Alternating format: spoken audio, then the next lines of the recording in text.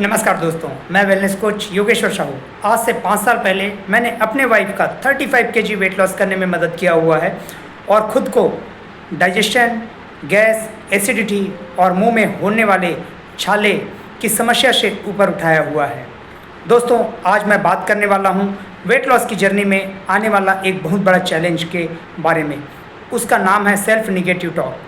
Self negative talk का मतलब ये होता है कि हम अपने आप से ऐसा कुछ बात करने लगते हैं कि हम बोलते हैं कि मुझसे नहीं होगा, या मैं नहीं कर पाऊँगा, या मैं बहुत सारा कोशिश कर चुका हूँ, मेरे से रिज़ल्ट पहले नहीं आया था तो अब भी नहीं आएगा, या फिर अरे देखा ये ऐसा, मैं वेट लॉस की जर्नी में जा रहा था और 2 केजी कम हुआ और उसके बाद 1 केजी फिर बढ़ गया, अब देखो ये बढ़ गया। ऐसे ही होता है मेरे साथ।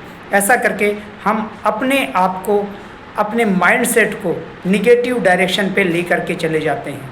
और ऐसा चीज़ होने के लिए एक बहुत ही ज़रूरी चीज़ है जो होता है वो है कि हम अपना प्रोग्राम जब खुद से करने लगते हैं, मीन्स हम अपनी वेट लॉस की जर्नी खुद से कर रहे होते हैं, हमें सफिशिएंट नॉलेज नहीं होता है, हमें प्रॉपर तरीके के खान पान के बारे में पता नहीं होता है, वेट लॉस की जर्नी एक्चुअल में होती कैसे है वो पता नहीं होता है, या हमें हमारे बॉडी के बारे में पता नहीं होता है। तो उस समय पे हम जब कुछ कोशिश करते हैं और उस कोशिशे में हमें नाकामयाबी हाथ लगती है तो उस समय हम बहुत जल्दी निगेटिव हो जाते हैं।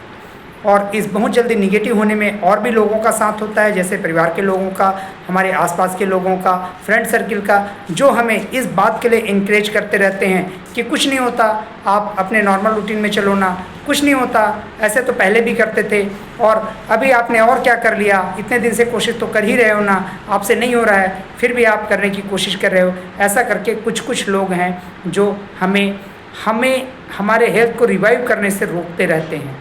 तो वैसा चीज़ें हमें नहीं करना है, क्योंकि हमारा हेल्थ बहुत इम्पॉर्टेंट है और हेल्थ है तो सब कुछ है। आपकी प्रोडक्टिविटी है, साथ में आपके जो एक्सपेंसेस हैं वो ये मान के चलिए कि आपने जितना भी आप अर्न करते हैं उसके 10% आप अपने हेल्थ पे एक्सपेंस करते ही हैं।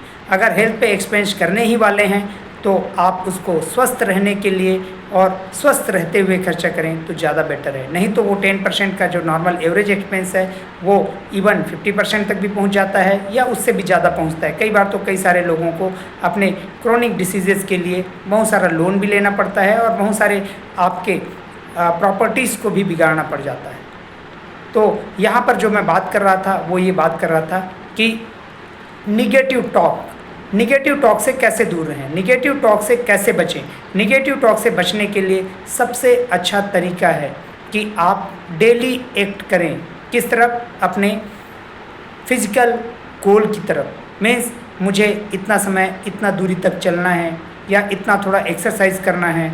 और उसके साथ साथ में दूसरी चीज़ आपको ध्यान रखना है, आपके खान पान के चीज़ों को व्यवस्थित करना है और उसके लिए हमेशा सजग रहना है।